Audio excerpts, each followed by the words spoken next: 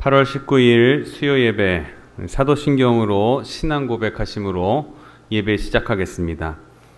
전능하사 천지를 만드신 하나님 아버지를 내가 믿사오며 그 외아들 우리 주 예수 그리스도를 믿사오니 이는 성령으로 잉태하사 동정녀 마리아에게 나시고 본디오 빌라도에게 고난을 받으사 십자가에 못 박혀 죽으시고 장사한 지 사흘 만에 죽은 자 가운데서 다시 살아나시며 하늘에 오르사 전능하신 하나님 우편에 앉아 계시다가 저리로서 산자와 죽은 자를 심판하러 오시리라.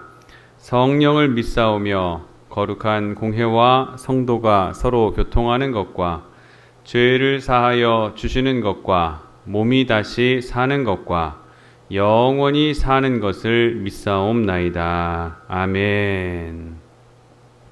찬송가 202장 함께 찬송하겠습니다.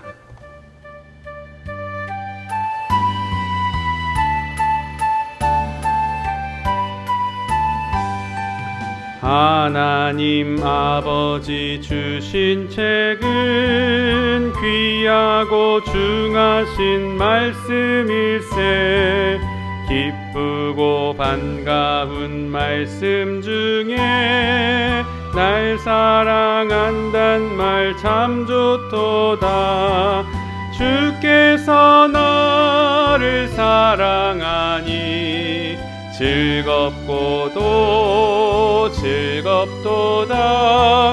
주께서 나를 사랑하니 나는 참 기쁘다. 구속의 은혜를 저버리고 어긋난 딴 길로 가다가도 예수의 사랑만 생각하면 곧 다시 예수께 돌아오리. 주께서 나를 사랑하니 즐겁고도 즐겁도다. 주께서 나를 사랑하니 나는 참 기쁘다. 구주의 영광을 바라보며 예수의 이름을 찬양하리. 영원히 찬양할 나의 노래 예수의 이름이 귀하도다. 주께서 나를 사랑하니 즐겁고도 즐겁도다. 주께서 나를 사랑하니 나는 참 기쁘다. 주 예수 날 사랑하시오니 나 또한 예수를 사랑하네. 날 구원하시려 내려오사 십자가 위에서 죽으셨네. 주께서 나를 사랑하니 즐겁고도 즐겁도다. 주께서 나를 사랑하니 나는 참 기쁘다. 주 예수 날 사랑하시오니 마귀가 놀라서 물러가네. 주 나를 이렇게 사랑하니 그 사랑 어떻게 보답할까. 주께서 나를 사랑하니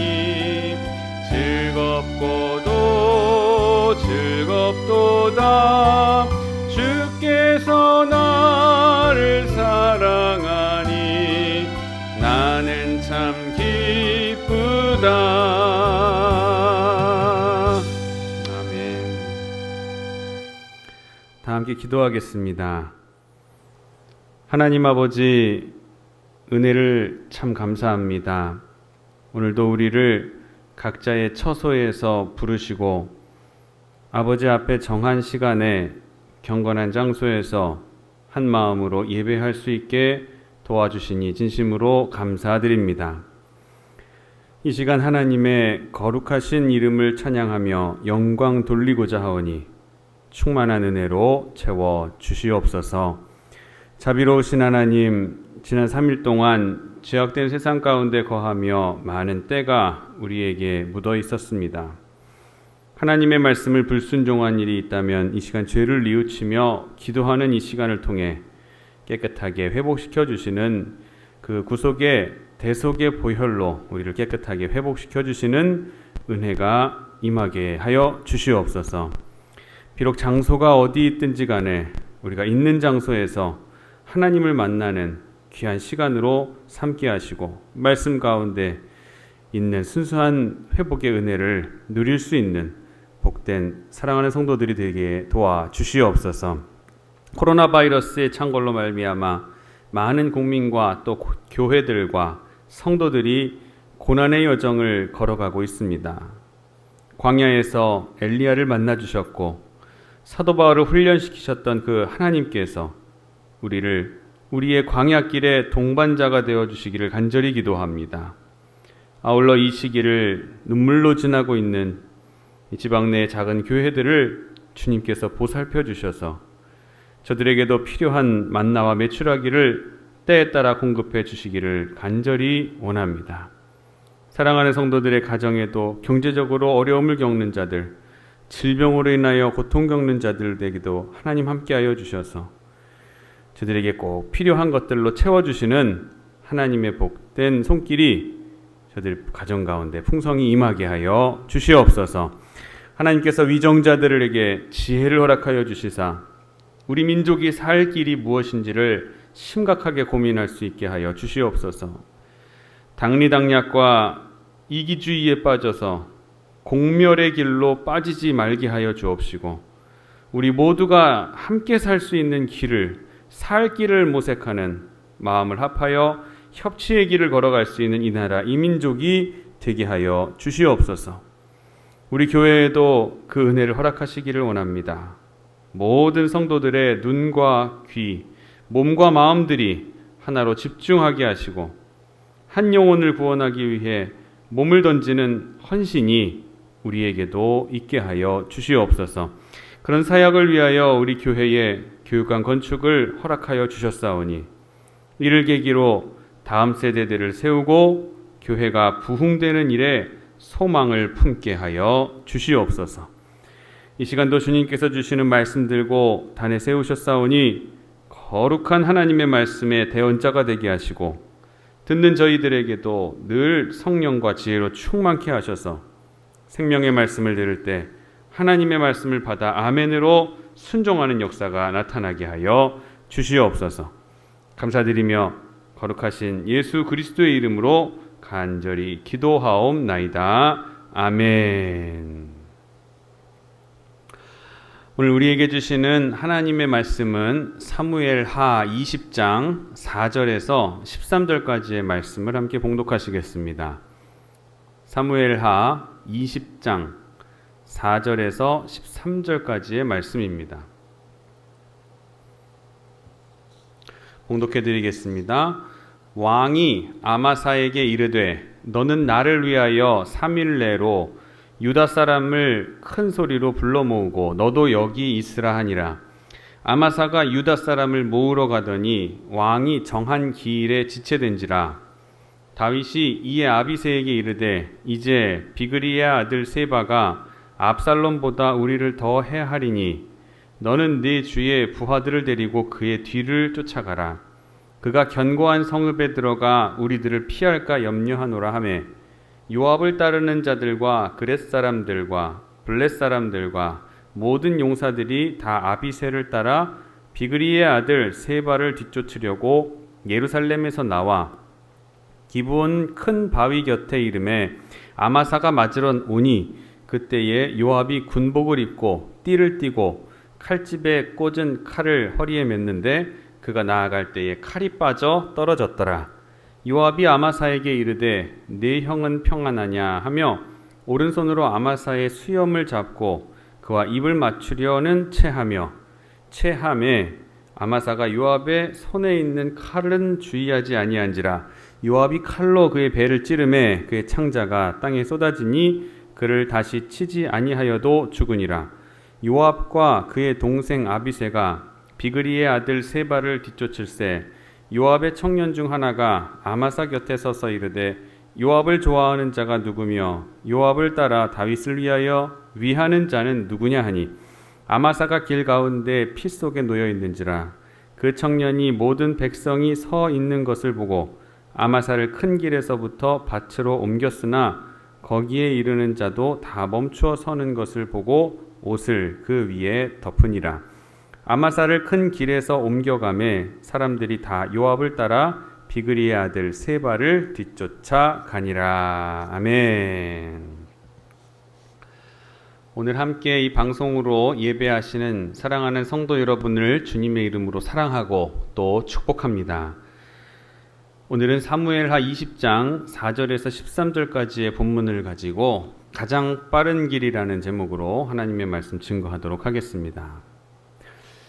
지난 시간에는 우리 세 가지를 말씀드렸습니다. 첫째는 바르실레의 아들들은 공로가 없었다 그랬어요. 아버지의 공로를 받아서 누리기만 한 거예요. 성도된 우리가 누릴 하늘의 영광 또한 전적으로 주님의 공로 때문임이라는 것을 알아야 된다는 것을 말씀드렸어요.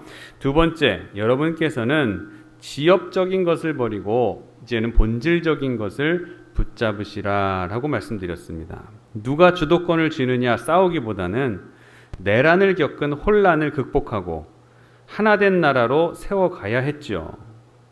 본질을 바로 깨달으셔야 됩니다. 진보 보수의 문제가 아니에요. 성경의 진리에 관한 문제, 진리를 선포할 수 있느냐 없느냐의 문제가 되는 것입니다.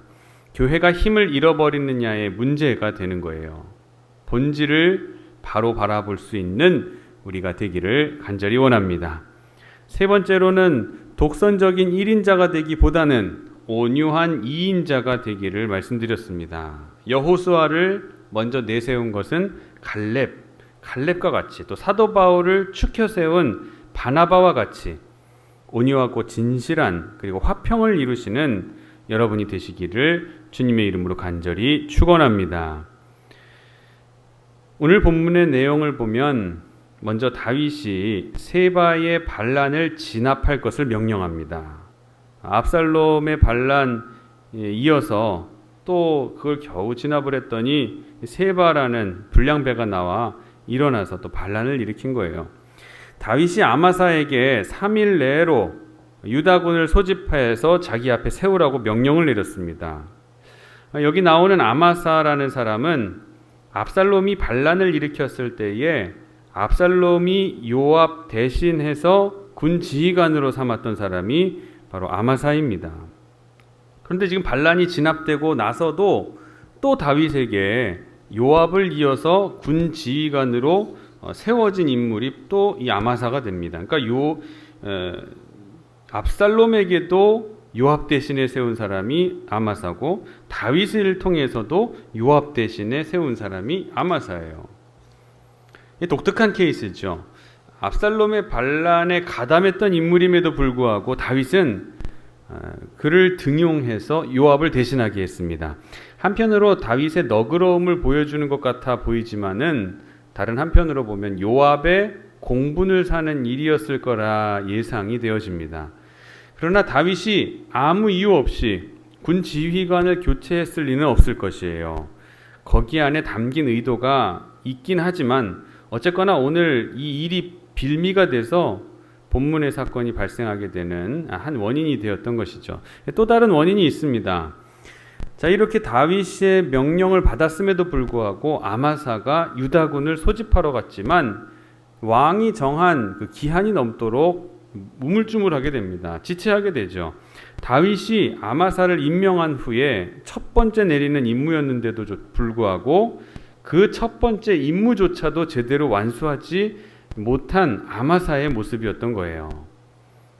본문의 의미를 좀 깊이 들여다보면 아마사가 어쩔 수 없고 불가피한 상황 때문에 지체되었다라고 생각하기보다는 아마사는 능력이 좀 부족하다. 그리고 또는 고의적인 의도로 인해서 그렇게 지체하게 했다라는 것을 원문을 통해서 그 뜻을 통해서 확인할 수가 있습니다. 그러니까 아마사는 좀 무능했고 또는 이 일이 자신의 마음에 들지 않고 어떤 이유에서든지 일부러 고의적으로 이렇게 지체시켰다라는 것을 예상해 볼 수 있습니다. 이 부분에서도 요압의 아마사 살해의 일부 원인이 있다고 볼 수 있는 거예요. 그러니까 아까 요압 대신에 세워지게 된 그 아마사가 공분을 일으킨 것, 요압의 공분을 일으킨 것, 또 오늘 이 늦은 고의로 또는 무능함으로 지체시킨 것이 이 아마사 살해의 일부의 원인이었다고 또 두 가지로 볼 수가 있는 거예요. 그럼 왜 다윗은 아마사를 세워서 요압을 대신하게 했을까요? 다윗은 유다 지파의 군대를 동원해서 반역자인 세바를 처단하고 요압을 견제하려고 한 의도를 가지고 있었기 때문에 그래요. 그러니까 요압을 견제하고자 그러니까 유다 지파의 군대를 동원해서 반역자인 세바를 잡고 공을 세워서 그 공을 가지고 요압을 견제하려는 의도를 가지고 있었다는 거예요.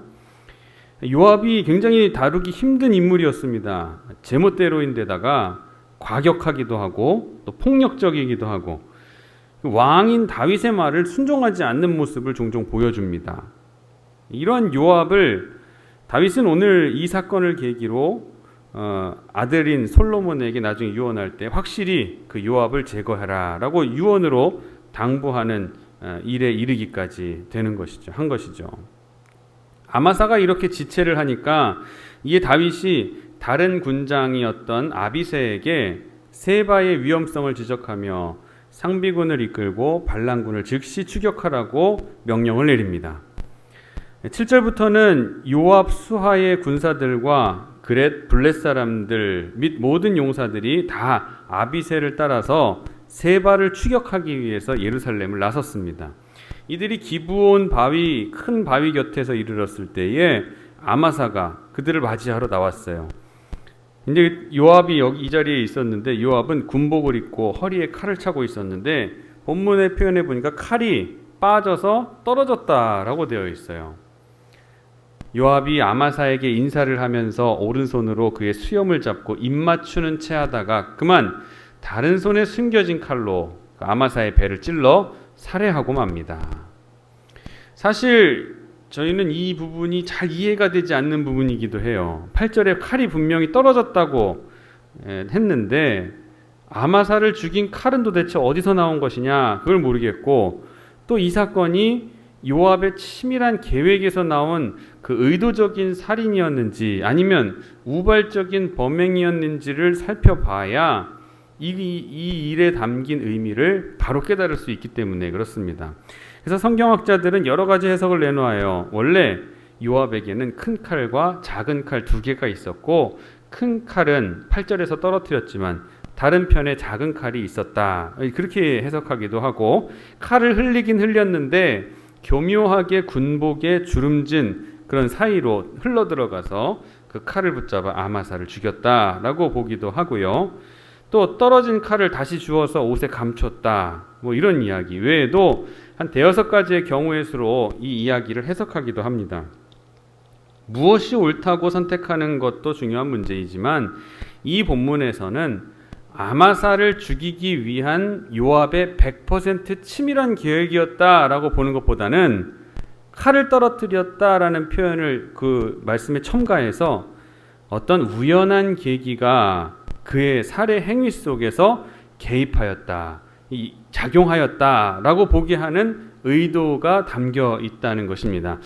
담겨 있다고 보아야 되는 거예요. 아마사를 향한 불타는 적개심과 질투심뿐만 아니라 아마사의 죽음에는 우연적인 어떤 요압의 100%의 의도가 아니라 어떤 우연적 요소가 담겨 있었음을 강조하면서 그 우연적 요소가 무엇이냐? 즉 하나님의 섭리가 그곳에 담겨 있었다라는 것을 드러내기 위한 본문의 표현이 되는 것으로 이해하는 것이 옳은 이해가 되게 되는 겁니다. 참 성경 속에서는 오묘하고 그런 성경의 지혜를 우리에게 보여주고 있는 것 같아요. 자, 이후에 요압과 아비새는 계속해서 세바의 반란군을 추격하게 됩니다. 이때 요압의 부하 하나가 아마사의 시신 곁에 서서 요압을 좋아하는 자와 다윗을 위하는 자는 요압을 따르라고 외칩니다. 왜 이런 소리를 쳤을까? 지금 여기에는 요압과 아비새가 이끌고 온 병사들이 있지만 또 아까 유다 지파의 군대를 모은다 그랬잖아요. 또 아마사가 모집해서 온 병사들도 물론 함께 있었던 거예요. 그런데 다윗이 세운 군 지휘관 이 아마사가 요압의 칼에 죽임당하는 끔찍한 장면을 목격하니까 아마사를 다윗이 세웠다고 아까 했잖아요. 근데 그 다윗이 세운 아마사를 죽였으니 이건 반란 아니에요? 군장을 죽였으니 끔찍하게 이러한 광경을 목격하니까 상당히 이 병사들이 충격을 받았을 거예요. 이로 인해서 우왕좌왕하면서 어쩌지 하는 혼란스러워하는 군인들이 생겨나게 된 거예요. 그래서 이 군인들을 수습하기 위해서 아마사의 군인들을 수습하기 위해 요압의 병사는 이렇게 외친 겁니다. 11절입니다. 요압을 좋아하는 자가 누구이며 요압을 따라 다윗을 위하는 자는 누구냐? 요압을 좋아하는 것과 다윗을 위하는 것은 구별된 별도의 행위가 아니라 같은 것이라는 것을 좀 선언하는 것입니다. 다시 말하면 아마사를 죽인 행위는 반란의 의도를 가진 행위가 아니며 여전히 요압은 다윗의 충성스러운 신하가 되미니 너희는 안심하라 하는 그러한 뜻을 담고 있는 것입니다. 있는 말인 거예요. 사실 저는 이 말이 요압의 부하가 자진해서 스스로 생각해서 한 말이라고 생각하지 않습니다. 이 말을 크게 외치도록 누가 지시했을까요? 요압이 지시했을 거라는 거예요. 요압은 자신의 정치적, 군사적 지위를 다른 이에게 빼앗기지 않기 위해서 그것을 유지하기 위해서 불의한 살인조차도 마다하지 않는 잔인하고 폭력적인 인물이었던 거예요. 이런 말을 들었으니 이제 아마사를 죽인 요압을 따라 나서지 않는 것은 어떤 행위예요? 다윗을 반역하는 행위로 매도당할 수 있게 돼요. 그러니까 어떻게 안 따라 나서겠습니까? 방금 전까지 자신들을 부르고 세운 지휘관의 시신이 처참한 모습으로 땅에 널브러져 있으니 아마 아마사의 부하들은 머뭇거리고 멈칫거렸을 거예요.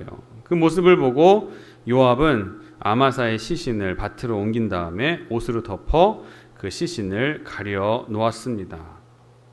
그리고 나서 모든 군사들이 요압을 따라 이제 세바를 추격하게 되었다라고 하는 이야기까지가 오늘 본문 속에 담긴 이야기입니다. 저는 4절과 5절의 내용 속에서 우리에게 주시는 교훈을 그렇게 발견할 수가 있었습니다. 4절 5절 다시 한번 읽겠습니다.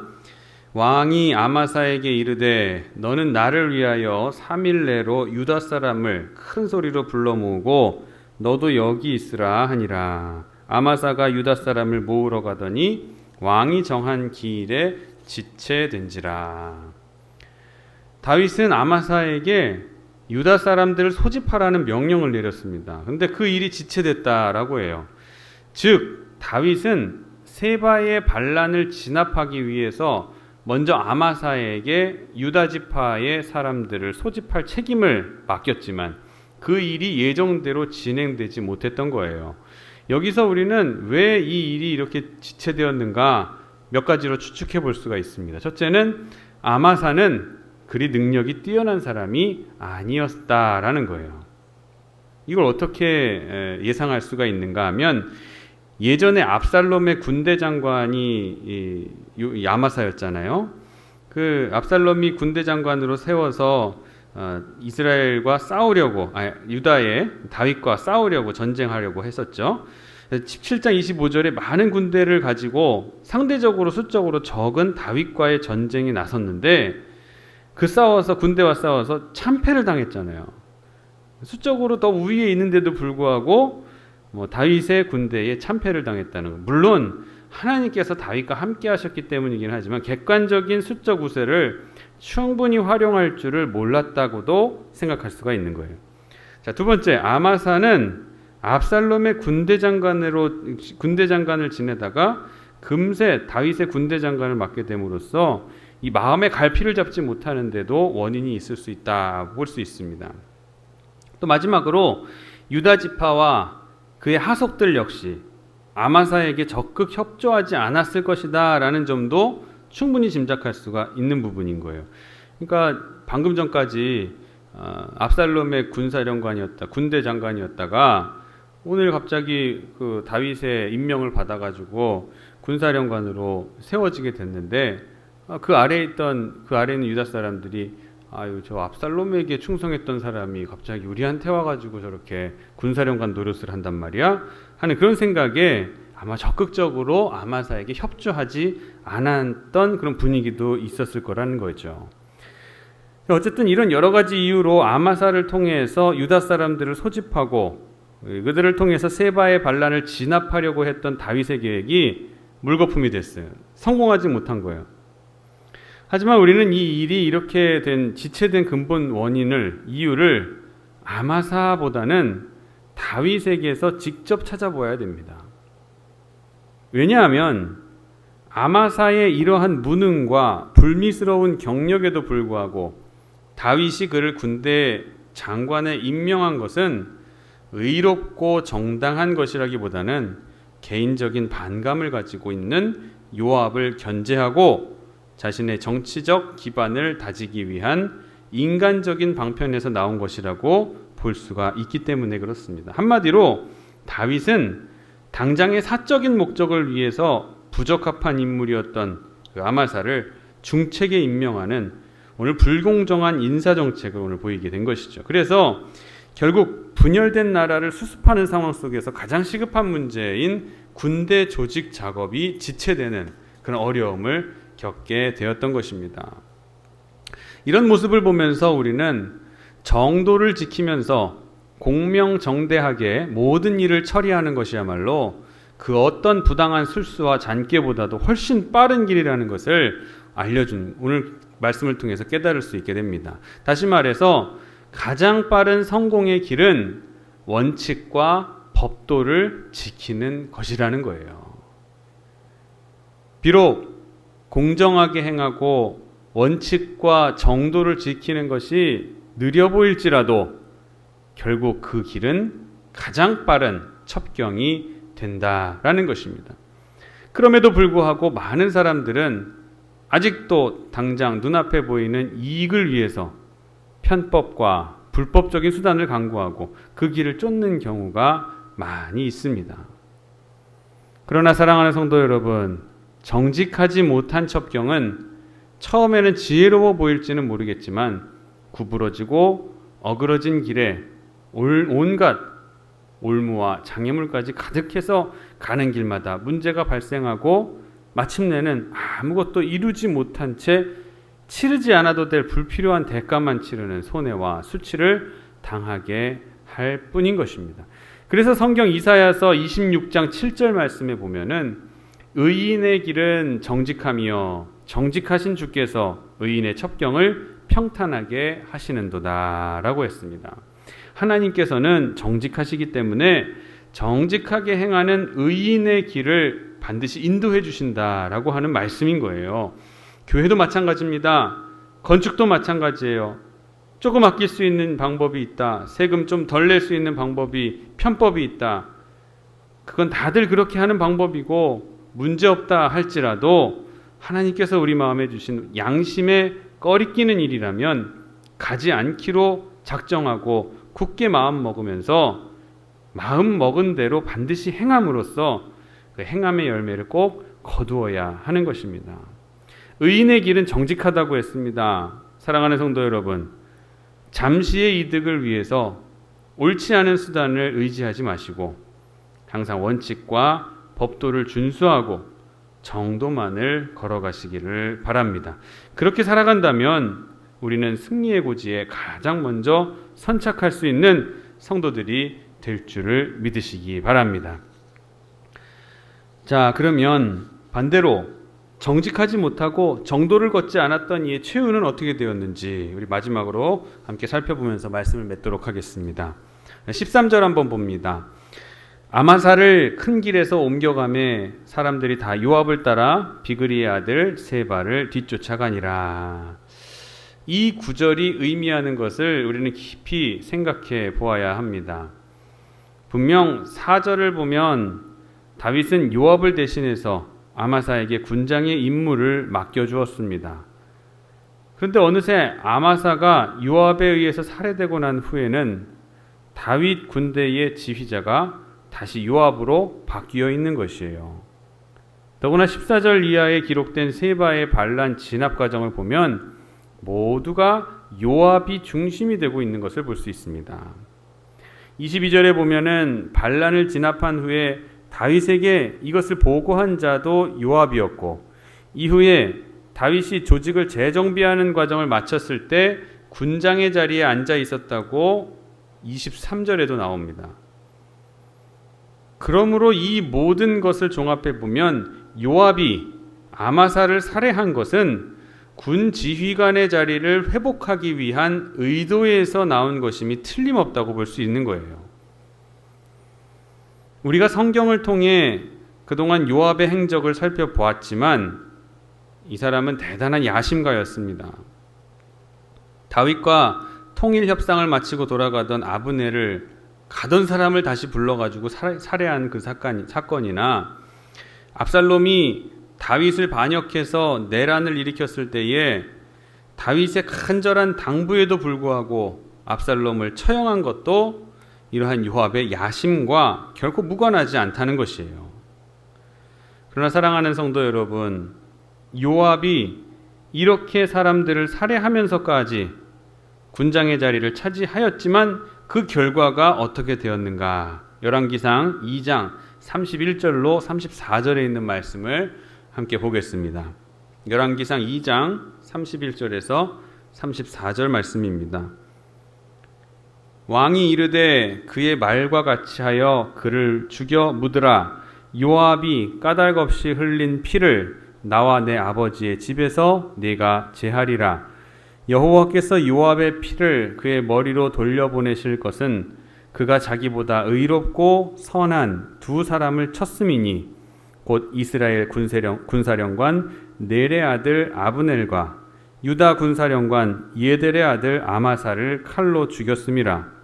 이 일을 내 아버지 다윗은 알지 못하셨나니 그들의 피는 영영이 요압의 머리와 그의 자손의 머리로 돌아갈지라도 다윗과 그의 자손과 그의 집과 그의 왕위에는 여호와께로 말미암는 평강이 영원히 있으리라. 여호야다의 아들 브나야가 곧 올라가서 그를 쳐 죽임에 그가 광야에 있는 자기의 집에 매장되니라.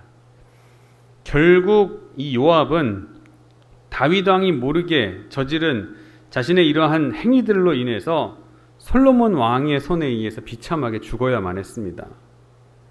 요압의 생애를 바라보면서 이러한 사실이 우리에게 말해주고 있는 것이 무엇인지를 잘 유념하시기를 바랍니다. 불의한 방법으로 얻은 것은 결코 그 생명력이 길지 못하다는 사실을 기억하시기를 바랍니다. 불의한 방법으로 얻은 것은 오래 갈 수가 없습니다. 그것이 권력이든 재물이든 명예든 늘 결과는 동일합니다.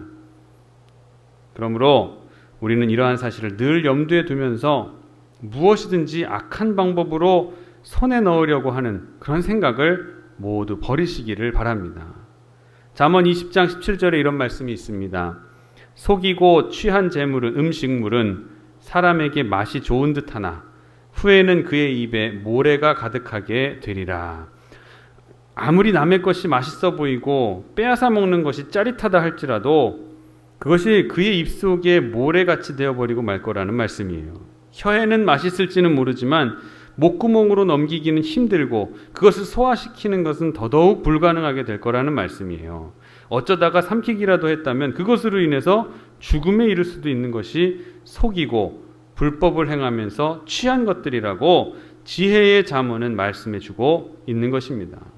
참 무서운 말씀이 아닐 수가 없는데, 그럼에도 불구하고 세상의 많은 사람들은, 아니 성도들은 지금 이 시간에도 원하는 것을 얻기 위해서 수단과 방법을 가리지 않고 있다는 사실은 참 안타까운 일이 아닐 수가 없는 것입니다. 하지만 우리의 성도들은 무언가를 얻는 것도 중요하지만 그것을 어떻게 얻는가도 정말 중요하다는 것을 반드시 주지하시기를 바랍니다. 그래서 언제나 바른 방법을 통해서 원하는 것을 추구하고 다른 이에게도 그렇게 행하도록 가르치는 저와 여러분들이 되시기를 간절히 원합니다. 말씀을 맺겠습니다. 사랑하는 성도 여러분, 오늘 본문은 세바의 반란에 대처하는 다윗의 모습, 그리고 자신의 목적을 위해서는 무고한 사람의 피를 흘리는 것도 서슴지 않는 잔인하고 폭력적인 요압의 모습을 통해서 우리가 영적 전쟁에 어떤 자세로 임해야 하는가를 교훈 얻을 수 있었습니다. 가장 빠른 성공의 길, 하나님이 원하시는 완성의 길은 원칙과 법도를 지키는 것에서부터 시작한다는 것을 꼭 잊지 마시기를 바랍니다.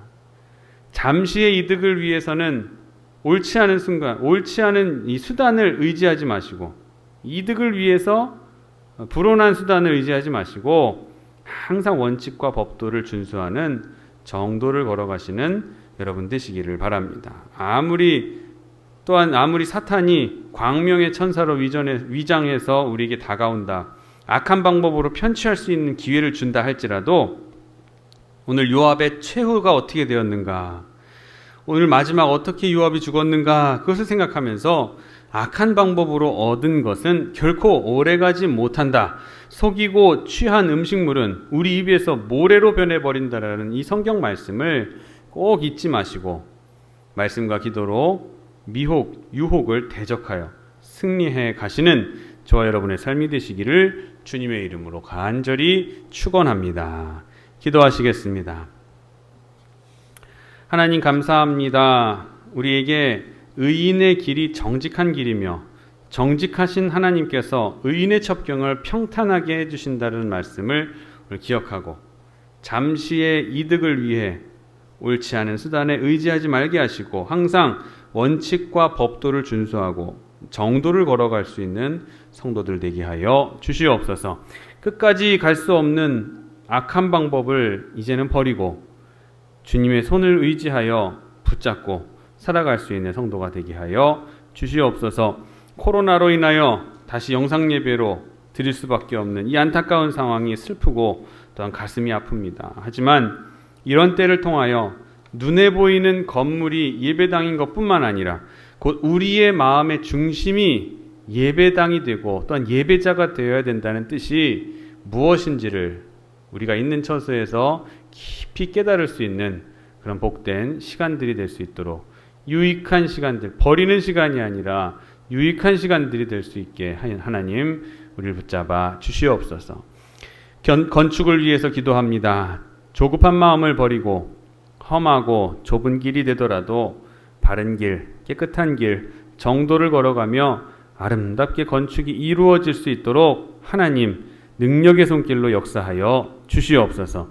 남은 3일 동안도 주님의 은혜 안에 평안함과 풍성함을 누리는 한 주간의 삶이 되게 하시고 우리의 인생에 풍랑이 없게 해달라고 기도하기보다는 그 풍랑을 넘어설 수 있는 용기와 지혜와 믿음을 허락해달라고 기도할 수 있는 진취적인 신앙인들이 될 수 있도록 주여 도와주시옵소서.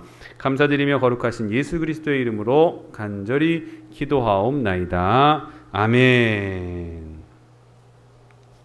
찬송가 204장 찬송하시겠습니다.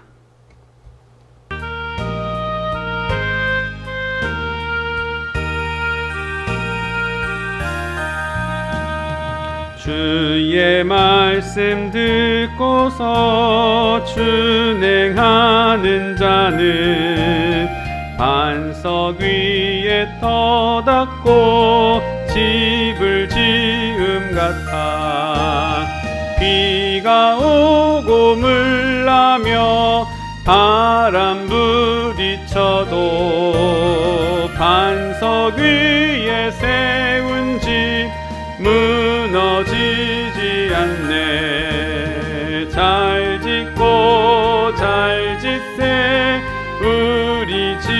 잘 짓세 만세 반석 위에다 우리 집 잘 짓세 주의 말씀 듣고도 행치 않는 자는 모래 위에 터닫고 집을 지음 같아 비가 오고 물나며 바람 부딪힐 때 모래 위에 세운 집 크게 무너지네 잘 짓고 잘 짓세 우리 집 잘 짓세 만세 반석 위에다 우리 집 잘 짓세